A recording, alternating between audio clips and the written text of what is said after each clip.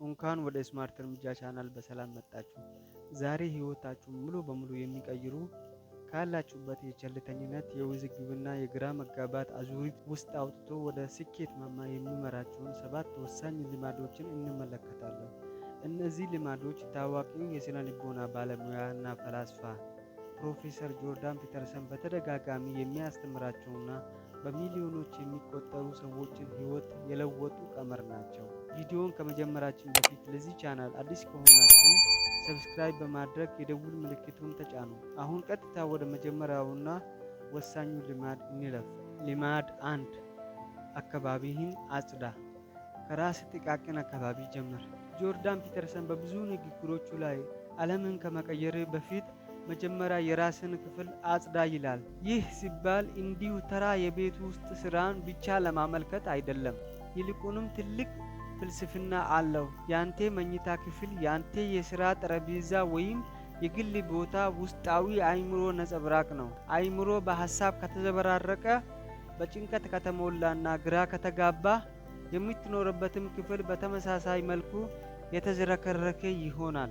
ፒተርሰን የሚለው ትላልቅ የህይወት ችግሮችን ለመፍታት ከመሞከር በፊት በአቅም ልትቆጣጠረውና ልታስተካክለው የምትችለውን ጥቃቅን ነገር አስተካክል።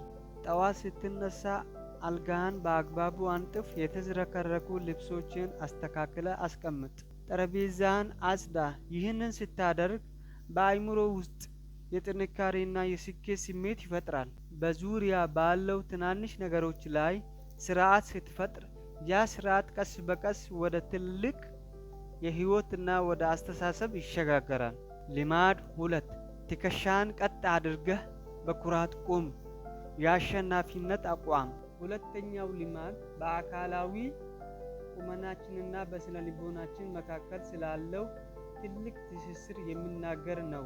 ብዙዎቻችን ስናዝን፣ በራሳችን መተማመን ስሜት ሲጠፋ ወይም ስንፈራ ትከሻችን ይጎብጣል፣ አንገታችን ይደፋል፣ መሬት እያየን እንሄዳለን። ፒተርሰን የባህር እንስሳትን የነርቭ ስርዓት እንደ ምሳሌ በመጥቀስ ይህንን ያስረዳል።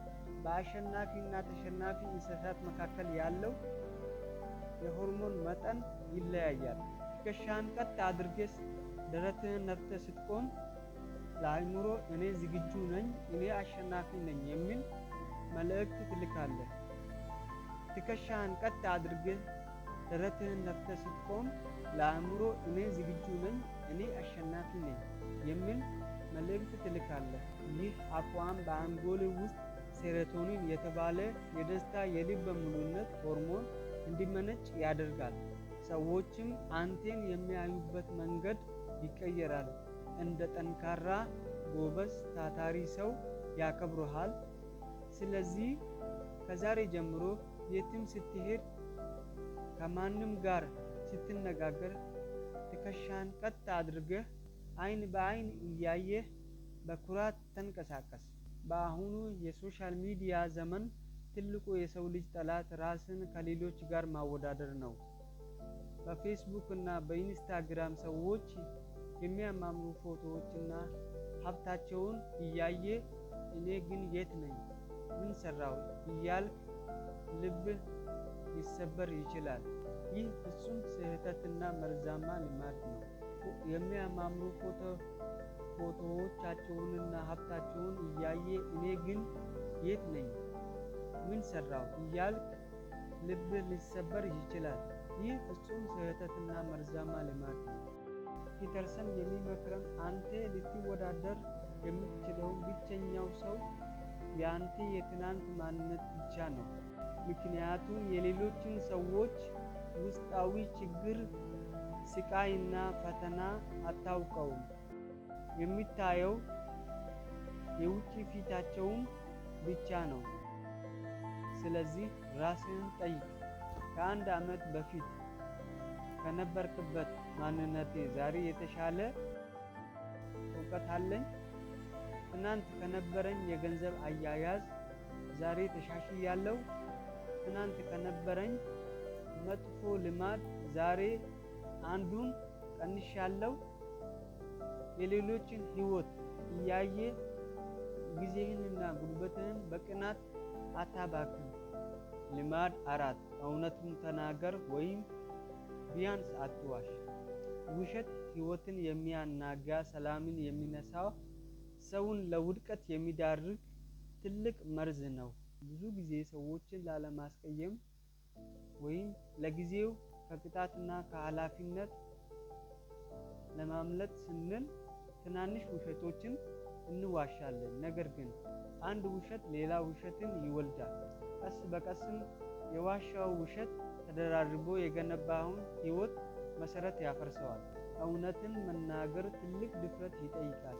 እውነቱን ስትናገር መጀመሪያ ላይ ነገሮች ሊበላሹ ወይም ሰዎች ሊቀየሙ ይችላሉ። ነገር ግን በረጅም ጊዜ ሂደት ውስጥ እውነተኝነትህ እምነትን፣ ክብርንና ጥንካሬን ያተርፍሃል።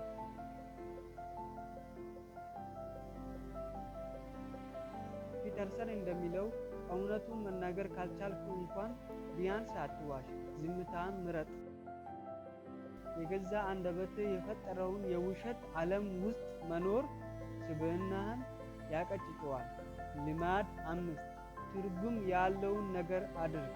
ጊዜያዊ እርካታን አትፈልግ። በዚህ ምድር ላይ 2 አይነት የህይወት መንገዶች አሉ። አንደኛው ለጊዜው የሚቀልህና አሁኑኑ ደስታን የሚሰጥህ ነገር ላይ ማተኮር ነው። ለምሳሌ ፊልም ማየት፣ ሱስ ውስጥ መግባት፣ ኃላፊነትን ወደ ሌላ ጊዜ ማስተላለፍ። ሁለተኛው ደግሞ ትርጉም ያለው ወደፊት ትልቅ ፍሬ የሚያፈራ ነገር ላይ ማተኮር ነው። ለምሳሌ ጠንክሮ ማጥናት፣ ጠንክሮ መስራት፣ ለቤተሰብ ኃላፊነት መውሰድ። ህይወትህን ማስተካከል ከፈለግ ሁልጊዜም ትርጉም ላለው ነገር ቅድሚያ ስጥ። ጊዜያዊ ጥቅምና ደስታን መስዋዕት አድርገህ ለረጅም ጊዜ ስኬትህ የሚጠቅመውን ከባድ መንገድ ምረጥ። ዛሬ የምትከፍለው ዋጋ፣ የምታሳየው ትዕግስትና የምትሸከመው ኃላፊነት ነገ አንተን ቀና የሚያደርግህ ታላቅ ሰው ያደርጋል። ልማድ 6 የምትናገረውን ነገር በትክክለኛው ቃላት ግለጽ። ብዙ ጊዜ በቤተሰባችን፣ በስራ ቦታችን ወይም በግንኙነታችን ውስጥ ጠብና አለመግባባት የሚፈጥረው ፍላጎታችንና ስሜታችንን በትክክል በቃላት መግለጽ ስላቃተን ነው። ውስጣችን የተሰማንን ህመም ወይም ቅሬታን በግልጽ ከማውጣት ይልቅ እናኮርፋለን፣ እንቆጣለን ወይም ነገሩን ደብቀን እንይዘዋለን። ይህ ደግሞ ውስጣችን ትልቅ ቁስል ይፈጥራል። ፒተርሰን በንግግር ላይ ጥንቁቅና ትክክለኛ ሁን ይላል። የትኛው ነገር ነው ያስቀየመህ? ፍላጎትህ ምንድን ነው? ችግሩ የት ላይ ነው? እነዚህን ነገሮች ለይተህ በትክክለኛ ቃላት በግልጽ ተናገር። ችግሩን በግልጽ ለይተህ ካላወጣኸው በስተቀር መፍትሄ ልታገኝለት አትችልም። ፍርሃትና ብዥታን ለማስወገድ ሁልጊዜም ንግግርህ ግልጽ፣ ቀጥተኛና ትክክለኛ ይሁን። ልማድ 7 የምታዳምጠው ሰው አንተ የማታውቀውን ነገር እንደሚያውቅ አስብ። የመጨረሻውና 7ኛው ልማድ በትህትና ሰዎችን ማዳመጥ ነው። ብዙዎቻችን ስንነጋገር ሌላውን ሰው ተናግሮ እስኪጨርሰን የምንጠብቀው እሱን ለመርዳት ሳይሆን እኛ የምንመልሰው መልስ በአእምሮአችን ለማዘጋጀት ነው። ይህ ደግሞ እውነተኛ የሀሳብ ልውውጥ ይገታል። ማንኛውም ሰው ስታገኝ ያ ሰው ምንም ያህል ተራ ወይም ያልተማረ ቢመስልም አንተ በህይወት ፈጽሞ የማታውቀውን አንድ ምስጢር ወይም እውቀት እንደሚያውቅ አምነህ አዳምጠው። በትህትና ማዳመጥ ስትጀምር እውቀት በየቀኑ ያድጋል። የራስህን የድሮ ሀሳብ ብቻ ደጋግመህ ከምትናገር የሌሎች አዲስ ሀሳብ በመስማት አእምሮን ታበለጽገዋለህ። ማዳመጥ የመማርና የጥበብ ሁሉ መጀመሪያ ነው። እነዚህ 7 ልማዶች በአንድ ጊዜ በአንድ ጀንበር መተግበር ከባድ ሊሆን ይችላል። ነገር ግን ስማርት እርምጃ ማለት ትናንሽ እርምጃዎችን በጽናት መራመድ ማለት ነው። ዛሬ ክፍልህን ማጽዳት ጀምር። ነገ ትከሻህን ቀጥ አድርገህ እውነቱን መናገር ልመድ። ቀስ በቀስ ህይወትህ ወደ ተሻለ ወደ ላቀ ከፍታ ሲቀየር ታየዋለህ። ቪዲዮውን ከተመቻችሁ ሰብስክራይብ ማድረጋችሁን አትርሱ። ለጓደኞቻችሁም አጋሩት። በሚቀጥለው ቪዲዮ በሌላ ድንቅ ይዘት እስክንገናኝ ሁልጊዜም ስማርት እርምጃ መራመዳችሁን ቀጥሉ። ቻው።